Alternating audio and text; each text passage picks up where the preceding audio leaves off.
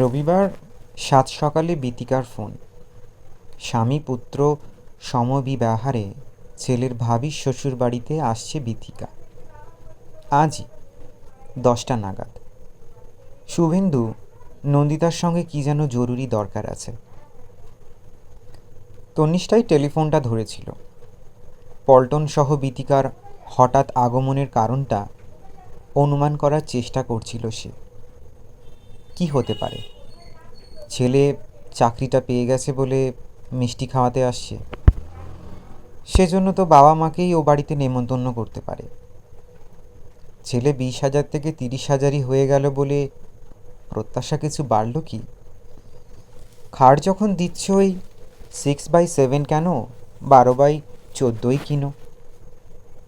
Fridge যদি দাও 165 নয় 300 লিটারটা। কিন্তু না, সৌনকের দাপুটে বাবার দেমাক আছে খুব, যেচে ওরকম কিছু বলতে ছুটে আসবে বলে মনে হয় না। আর কি কারণ থাকতে পারে? অচানক তন্নিষ্ঠাকে বাতিল করল। অজান্তেই তন্নিষ্ঠার বুক বেয়ে একটা দীর্ঘশ্বাস গড়িয়ে এলো। তার কপালে এমনটা লেখা নেই। সৌনক দিল্লি থেকে ফিরেছে বুধবার। পরশু সন্ধেবেলায় এ বাড়ি ঘুরে গেছে। হৈ হৈ করছিল খুব। কোনো খিঁচ থাকলে সৌনকের মুখে চোখে তা প্রকাশ পেতই। সৌনক নিপুণ অভিনেতা নয়। সর্বোপরি বিয়ে ভাঙতে সৌনককে কেন সঙ্গে আনবে সৌনকের বাবা মা? তাহলে বীজ বীজ ভাবনাটা মাথায় নিয়েই ঘরদোর ঝাড়াঝুড়িতে হাত লাগিয়েছে তন্নিষ্ঠা। নন্দিতার হুকুম। নন্দিতাও মহা ব্যস্ত এখন। মেয়ের কাজকর্মে তার আস্থা কম। মেয়ে ডাস্টার বোলানোর পরও নিজের হাতে ঘষে ঘষে মুছছে sofa, cabinet, showcase, centre table. চোখটাকে অনুবীক্ষণ যন্ত্র করে ধূলিকণা খুঁজছে জানলার গ্রিলে, মেঝে। শুভেন্দু সকাল থেকে 3বার দৌড়লো বাজারে। ভেটকি মাছের ফিলে কিনে আনলো, বার্গার আনলো, পেস্ট্রি আনলো, কোল্ড ড্রিঙ্কসের বোতলও। অবশ্য কিছুই খাবেন না ডাক্তার সুকুমার রায়চৌধুরী, তবু প্লেট তো সাজাতে হবে। দুটো বেডরুমেরই চাদর পর্দা পাল্টে ফেলেছে নন্দিতা। বলা যায় না যদি বীতিকাদি ঘরে ঢোকে। গৃহসজ্জার জন্য এসে গেল ফুল, ইয়া মোটা মোটা রজনীগন্ধা, হাইব্রিড, দেখতে ভারী মনোহর, তবে প্রায় গন্ধহীন। রায়চৌধুরী পরিবার পৌঁছল কাঁটায় কাঁটায় 9:54। সম্ভবত ওই রকমই যাত্রার যোগ ছিল আজ। সুকুমার 60 ছুঁই ছুঁই, হাইট খুব বেশি নয়, কষা চেহারা। মাথায় একটা দুটো রুপোলি ছিট থাকলেও বাকি চুল এখনও কুচকুচে কালো। তুলনায় বীথিকা একটু বেশি শুভ্রকেশী। চেহারাটাও তার বেশ লম্বা চওড়া। সাজ পোশাকে একটা আভিজাত্য আছে। নিয়মিত পার্লারে যায়। মুখমণ্ডলে তার ছাপ স্পষ্ট, পাকা চুলের অভিনব বিন্যাসেও। বাবা মার পাশে সৌনক আজ সুবোধ বালক। লাল টুকটুকে টি শার্ট আর জিন্সে তাকে ভারী বাচ্চা বাচ্চা দেখাচ্ছে। শুভেন্দু দেঁতো হেসে আপ্যায়নে বসল। এলোমেলো টপিক নিয়ে গল্প জুড়েছে। আবহাওয়া, বর্ষা, অ্যান্টিবায়োটিক, ম্যালেরিয়া, দুর্নীতি, রাজনীতি। নন্দিতা রান্নাঘরে ফ্রাই ভাজছে। তন্নিষ্ঠা মাকে হাতে হাতে সাহায্য করছিল। তার মধ্যেই সুকুমারের হাঁক শুনতে পেল। ব্যাপারখানা কি? আপনারা গেলেন কোথায়? তন্নিষ্ঠা তাড়াতাড়ি মাকে বলল, তুমি যাও, আমি সব ঠিকঠাক করে নিয়ে আসছি। পারবি তো? ফ্রাইয়ের সঙ্গে কিন্তু সস দিস।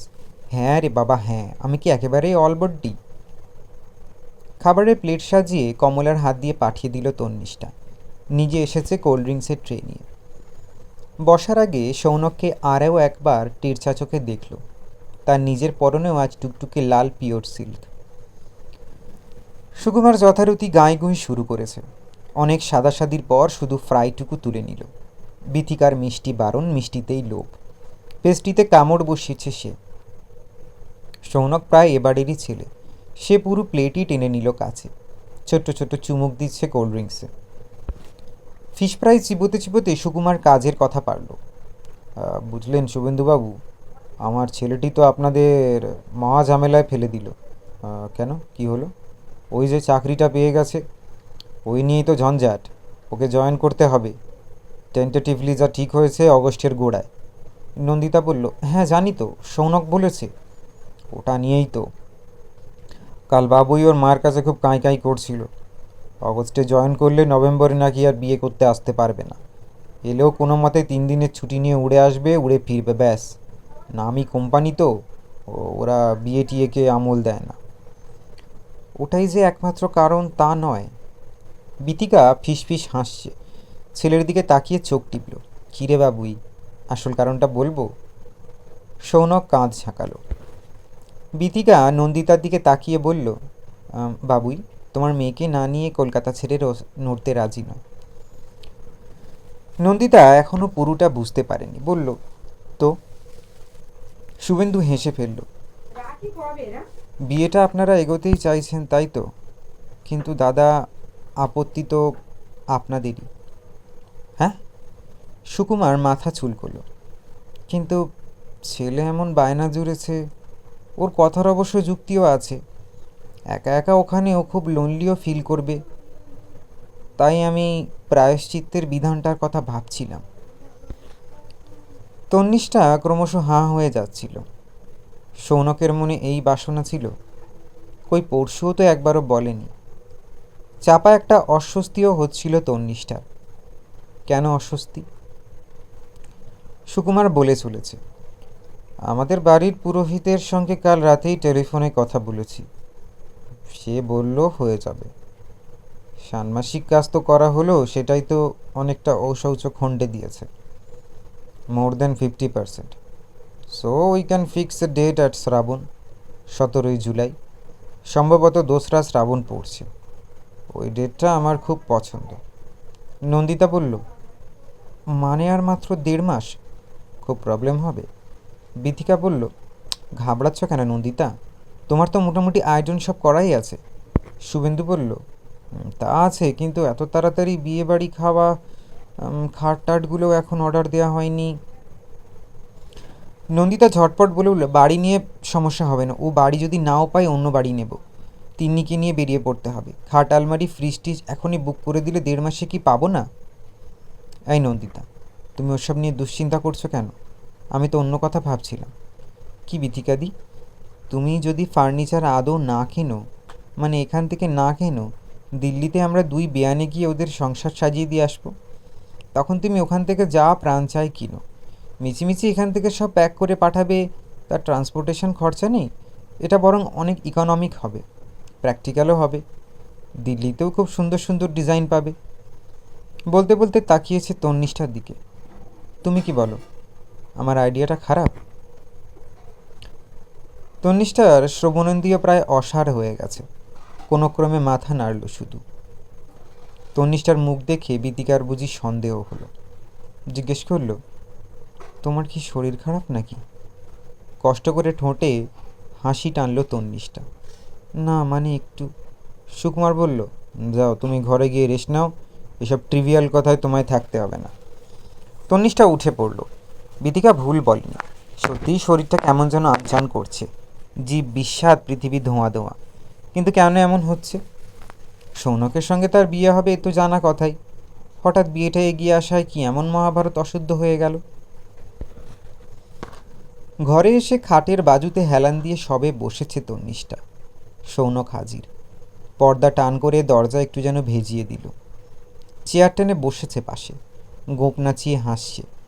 বা আমার সামনে আজ হঠাৎ লাজুকলতা বনে গেলে যে।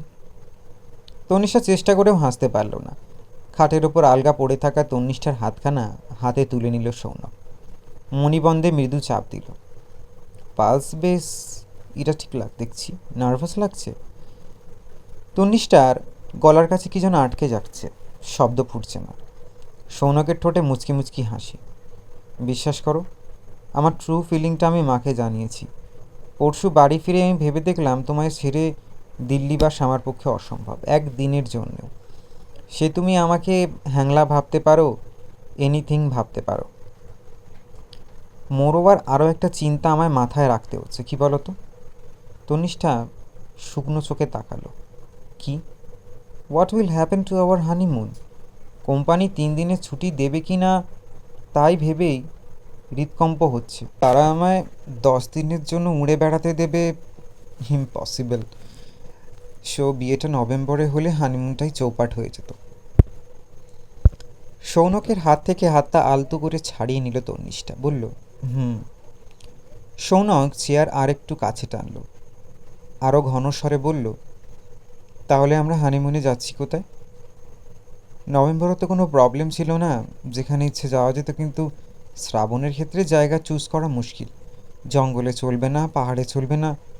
অবশ্য পাহাড়ে যাওয়া যায়, পাহাড়ে বৃষ্টি খুব খারাপ লাগবে না। আমরা তো আর রাস্তায় রাস্তায় ঘুরবও না, সাইট সিংও করবো না, কি বলো? তনিষ্ঠা আবার ছোট করে বলল, হুম। কি হয়েছে তোমার বলো তো, খালি হু হু করছো কেন? এতক্ষণে চেতনা হয়েছে সৌনকের। তনিষ্ঠার থুতনি অল্প তুলে ধরল 2 আঙুলে। Looking so absent minded. ফস করে তন্নিষ্ঠা বলে ফেলল, আমার দিল্লি যেতে ভাল লাগছে না। কেন? দিল্লি কি দোষ করলো?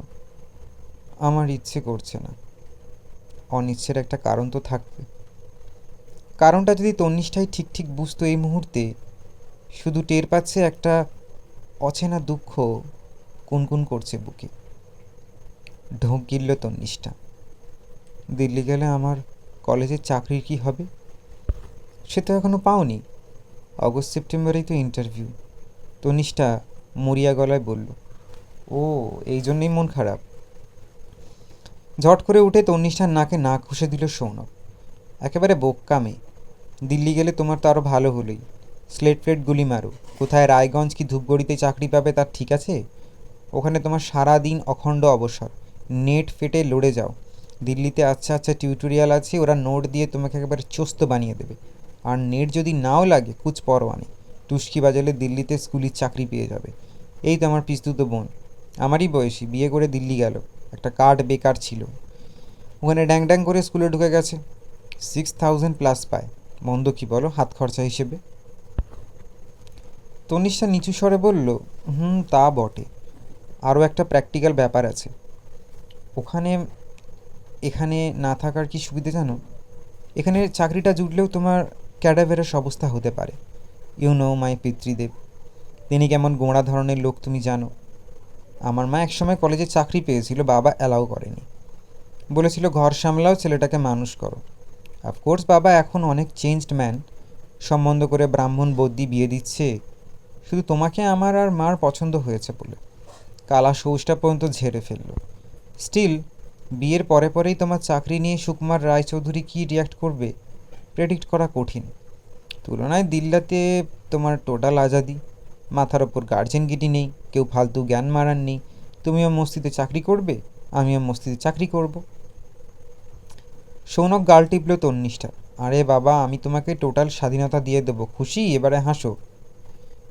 কি নিশ্ছিদ্র যুক্তি সৌনকের, কোনো ফাঁক নেই। সব সমস্যার সমাধান কি নিখুঁতভাবে করে ফেলে সৌনক। কি উদার চেতা!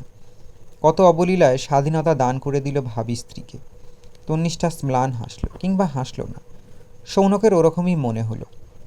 সঙ্গে সঙ্গে খুশিতে চলকে উঠেছে। এই তো মেঘের কোলে রোদ হেসেছে। এবার মুখ ফুটে বলো তো, কোথায় বুকিং করব?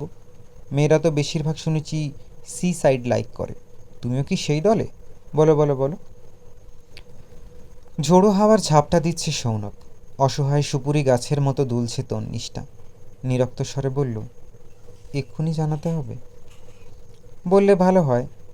তন্নিষ্ঠার কাঁধে হাত রাখল সৌনক, আকর্ষণ করছে কাছে। চোখে চোখ রাখল তন্নিষ্ঠা। হানিমুন জীবনে একবারই হয়, ফিরেই আমাকে আবার কাজে ডুবতে হবে। বিয়ের পর ওই 8-10টা দিনে আমরা পরস্পরকে চিনব, জানব। দরজায় মৃদু করাঘাত। ত্রস্ত পাখির মতো নিজেকে ছাড়িয়ে নিল তন্নিষ্ঠা। নন্দিতার গলা শোনা গেল, তিনি ওরা চলে যাচ্ছেন। তন্নিষ্ঠা দ্রুত খাট থেকে নামতে যাচ্ছিল। সৌনক নিচু গলায় বলল, তুমি কিন্তু 2-1 দিনের মধ্যেই আমায় জানিয়ে দাও। আমার সেই মতো টিকিট কাটতে হবে, হোটেল বুক করতে হবে। মোটামুটি 9 দিনের trip. By 30th I shall leave for Delhi. 1 August আমায় জয়েন করতে হবে উইদাউট ফেল। সৌনকেরা চলে যাওয়ার পর উল্লাসে উদ্বেল হয়ে পড়েছে নন্দিতা। সঙ্গে সঙ্গে ফোন হয়ে গেল সেলিমপুরে। শর্মিলার সঙ্গে 10 মিনিট ধরে কল করলো। এ ঘর ছুটছে, ও ঘর ছুটছে। বয়স যেন কমে গেছে 20 বছর। শুভেন্দু সোফায় বসে বড় বড় টান দিচ্ছে সিগারেটে। নন্দিতা ধপ করে বসলো তার পাশে। এই বেশ ভালো হলো না? শুভস্য শ্রীক্ষণ। কিন্তু এখন মাথা ঠান্ডা রেখেই অনেক কাজ করতে হবে। প্রথমে আসল কাজটা করো, এক্ষুনি ভোপালে তোমার দাদা বৌদিকে একটা চিঠি লিখে দাও। ওরা তো নভেম্বরের জন্য প্রিপেয়ার্ড, এক্ষুনি খবর না পেলে দাদা হয়তো ছুটি ম্যানেজ করতে পারবেন না। চিঠি কেন, ফোন করবো আজ রাতে। আমাকেও এটা করতে হবে জামশেদপুরে। নেমন্তন্নের লিস্টটা কি আজই বসে করবে? হ্যাঁ, কার্ডও তো ছাপতে দিতে হবে। ক্যাটারারটা কিন্তু তোমার রেসপন্সিবিলিটি। বাড়িও দেখছি মধুবনের পাশে একটা আছে, ওটাও অ্যাকোমোডেশন বেশ ভালো, যদি আগের বাড়িতে ডেট অ্যাডজাস্টমেন্ট না করা যায়। অ্যাডভান্সের টাকাগুলো চোট যাবে, কী আর করা, বিয়েতে তো কত বাজে খরচই হয়। আমার টাকাটা এই মাসের মাঝামাঝি পাবো, 2 লাখ তোমায় দিয়ে রাখবো। না, ওটা তোমার হাতেই থাক, তুমি খরচা করো। মোটা একটা ধাক্কা যাবে বিয়ের পর, এটা বুঝছো তো? আজকেই এস্টিমেটে বসতে হবে। কমলা, ভালো করে গরম গরম একটা চা খাওয়াতো। যে মালগুলো পড়ে আছে তার থেকে একটা দুটো দাও। একটা স্বপ্নীল পরিবেশ তৈরি হয়েছে ফ্ল্যাটে। নন্দিতা হেসে হেসে কথা বলছে শুভেন্দুর সঙ্গে, শুভেন্দু চুটকি রসিকতা করছে। হাসিতে হাসিতে মুখর হয়ে উঠছে 4 দেয়াল। বিমোহিত চোখে তন্নিষ্ঠা দৃশ্যটা দেখছিল। শুধু তন্নিষ্ঠার বিয়ে হবে বলে এতকালের বিভেদ মুছে গেল বাবা মার। এমনই একটা ছবি তো কল্পনা করে এসেছে ছোটবেলা থেকে। তবু আজ তার মনে সুর বাজে না কেন? তনিষ্ঠা নিঃসাড়ে ব্যালকনিতে এসে দাঁড়ালো। টিপটিপ বৃষ্টি ঝরছে। সকালটা হঠাৎ কেমন মলিন এখন। রাধাচূড়া গাছে ফুল ফোটার দিন ফুরিয়ে এলো। মাটিতে ছড়িয়ে আছে শেষ হলুদ পাপড়ি। তন্নিষ্ঠার বুকটা মুচড়ে উঠল সহসা। রাধাচূড়া গাছ আবছা হয়ে যাচ্ছে, মুছে যাচ্ছে সেখানে এখন এক দাড়িওয়ালা যুবকের মুখ।